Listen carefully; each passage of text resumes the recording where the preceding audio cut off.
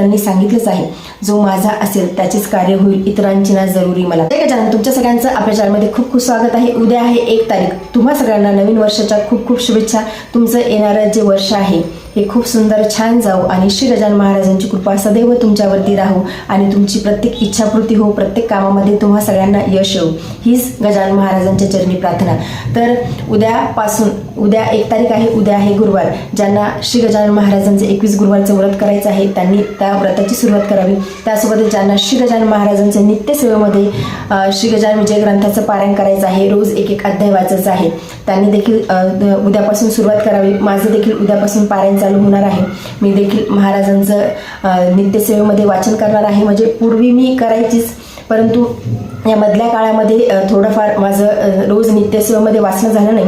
मी दशमी, एकादशी, द्वादशीचं मग पारायण करायला लागले आणि मध्ये थोडा लोड होता कामाचा वगैरे, थोडं मुलांचं, त्यामुळे माझं वाचन झालं नाही। तसं तर एक अध्याय वाचायला खूप असा वेळ लागत नाही, खूप काहीच वेळ लागत नाही, परंतु मीच थोडंसं ते स्टॉप केलं होतं की थोडं थांबू, मग नंतर आपण वाचन करू। म्हणजे माझं असं होते की मी कधी कधी थांबवते, परंतु माझं म्हणजे असं नाही की मी महिनाभर ग्रंथ वाचत नाही। माझं दशमी, एकादशी, द्वादशीचं पारायण हे चालूच असायचं।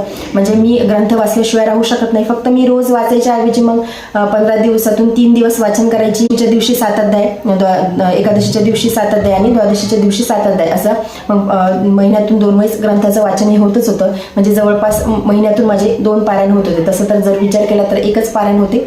मग मी तसं करायचं, परंतु आता मी परत नवीन वर्षाच्या सुरुवातीपासून रोज नित्यसेवेमध्ये 1 अध्याय वाचणार आहे आणि नित्यसेवेमध्ये रोज 1 अध्याय वाचण्याचे महत्त्व आणि त्याचे अनुभव मला माहिती आहे की श्री गजानन महाराज काय चमत्कार करतात, काय अनुभव देतात। त्यामुळे तुम्हाला देखील उद्यापासून पारायण करायचं असेल तर तुम्ही नक्की सुरुवात करा। आणि उद्यापासून कोण पारायणाची सुरुवात करणार आहे मला कमेंट बॉक्समध्ये नक्की सांगा। तर उद्यापासून तुम्ही तुमच्या श्री गजानन महाराजांच्या सेवेसाठी मग तुम्ही कुठलीही करा, एक तर अध्यायाचं तुम्ही वाचन करा किंवा मग तुम्ही गुरुवारचं व्रत करा। गुरुवारचं व्रतामध्ये देखील आपल्याला रोज 1 अध्याय वाचायचाच आहे।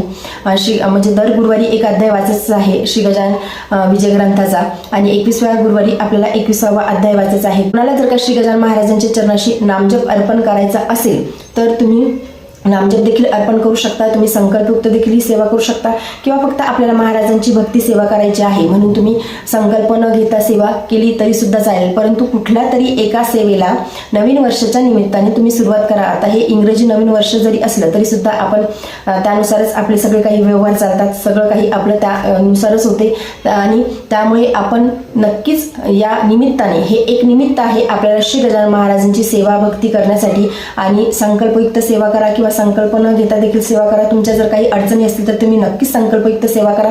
संकल्प कसा घ्यायचा आहे याबद्दल मी तुमच्यासोबत व्हिडिओ शेअर केला आहे। संकल्पयुक्त सेवा का करावी याबद्दलचा देखील मी व्हिडिओ तुमच्यासोबत शेअर केला आहे, ते देखील तुम्ही व्हिडिओ बघून घ्या आणि तुम्ही तुमच्या संकल्पपूर्तीसाठी, इच्छापूर्तीसाठी महाराजांच्या चरणाशी नक्कीच तुम्ही नतमस्तक व्हा, महाराजांना प्रार्थना करा आणि तुम्ही सेवेला सुरुवात करा।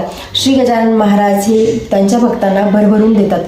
कुठलाही भक्त असो त्या भक्ताला महाराज कधी कशाची कमतरता पडू देत नाही। एकदा का महाराजांचा आपण चरणाशी एकनिष्ठ झालो, महाराजांच्या चरणाशी आपण समर्पित झालो तर महाराज त्यांच्या हात आपल्या भक्तांच्या हातात नक्कीच देतात। आणि जसं आपल्याला महाराज आवडतात तसंच महाराजांना त्यांचे भक्त खूप प्रिय असतात। त्यामुळे श्री गजानन महाराजांची भक्ती तुम्ही करा।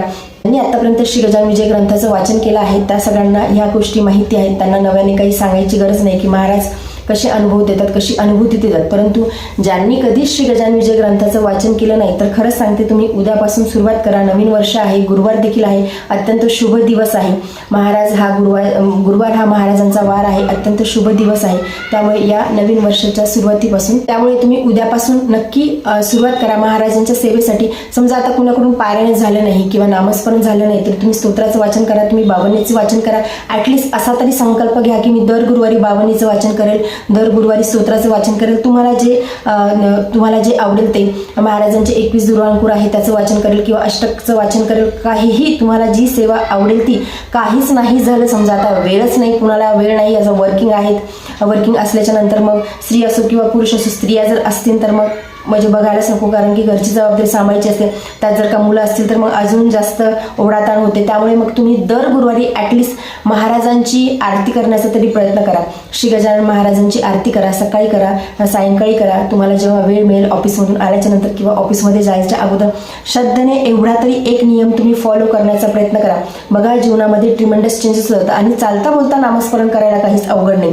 तुम्ही ऑफिसमध्ये आहात, तुम्ही कुठलेही काम करत आहात, तुम्ही कोणासोबतही बोलत आहात, तर चालता बोलता नामस्मरण करायला काय हरकत आहे. आपण कोणासोबत समजा बोलायचं काम पडलं तर तेवढ्यापुरतं बोलायचं, परत आपण आपल्या नामस्मरणामध्ये यायचं.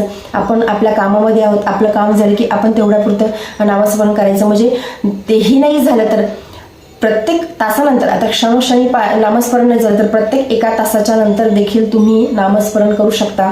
तसा तुम्ही अलाराम लावा, काहीतरी करा. लक्षात ठेवा, 1 तासाच्या नंतर 1 मिनिटासाठी महाराजांचं नामस्मरण करायचं. प्रत्येक 1 तासानंतर 1 मिनिटासाठी महाराजांचं नामस्मरण करायचं. गणगण गणात मोती मंत्र म्हणायचं. बघा, तुम्हाला खूप सुंदर फिलिंग येईल. तुम्ही स्वतःचं आयुष्यच किती छान बदललेलं तुम्ही बघाल. किती सुंदर पद्धतीने आपलं आयुष्य चेंजेस होते. आपले विचार, आपली वाणी, आपलं सगळं काही बदलून जाते. आपण जेव्हा अध्यात्माच्या वाटेवरती येतो, जेव्हा आपण श्री गजानन महाराजांची भक्ती करायला लागतो, तेव्हा खरंच खूप सुंदर सगळ्या गोष्टी बदलतात. आपले अंतरंग चेंजेस होतच असतात. आपल्या मनातून सगळे चेंजेस होतात, परंतु आपले जे बाहेरचे आहेत, आजूबाजूचे आहे, ते देखील खूप सुंदर बदलायला लागते. आपल्याला नवीन दृष्टी येते. आपण नवीन दृष्टीने जग बघायला लागतो. म्हणजे आपल्याला कुणामध्ये दोष दिसत नाही. कुणी काही जरी बोललं आपल्या विरुद्ध तरी देखील आपल्या मनावर त्याचा परिणाम होत नाही, कारण की आपल्याला माहिती आहे माझे महाराज आहेत, माझे महाराज सगळं काही बघून घेतील. त्यामुळे आपण त्यामुळे आपण एक फोकस ठेवून आपण एका रस्त्यावरती, एका पाथवरती चालतो आणि तो रस्ता असतो श्री गजानन महाराजांपर्यंत पोहोचण्याचा, महाराजांच्या प्राप्तीचा. त्यामुळे तुम्हाला जी सेवा आवडेल, तुमची जी इच्छा असेल, तुम्हाला तुमच्याकडून जे शक्य होईल, आता वेळ नाही तर जेवढा वेळ मिळेल, ॲटलिस्ट दिवसभरात 5 ते 10 मिनिटं तर आपल्याला नक्कीच मिळतील. तेवढ्या वेळेमध्ये श्री गजानन महाराजांची सेवा भक्ती करायला नक्की सुरुवात करा. नवीन वर्ष आहे, नवीन वर्षाच्या निमित्ताने महाराजांची सेवा भक्तीमध्ये या. महाराजांची कृपा नेहमी करता तुमच्यावरती राहील, कारण की महाराजांनी सांगितलंच आहे, जो माझा असेल त्याचेच कार्य होईल, इतरांची ना जरुरी मला. त्यामुळे जेवढं आपण महाराजांच्या जवळ जाऊ तेवढेच महाराज देखील आपल्या जवळ येणार आहेत. आपण जर का 1 पाऊल टाकलं तर महाराज नक्कीच 10 पाऊल टाकतील आपल्यापर्यंत पोहोचण्याची. तर आजच्या व्हिडिओमध्ये एवढेच. व्हिडिओ जर तुम्हाला आवडला असेल तर व्हिडिओ लाईक करा. चॅनलवरती नवीन असेल तर चॅनलला सबस्क्राईब करा. जय गजानन. धन्यवाद.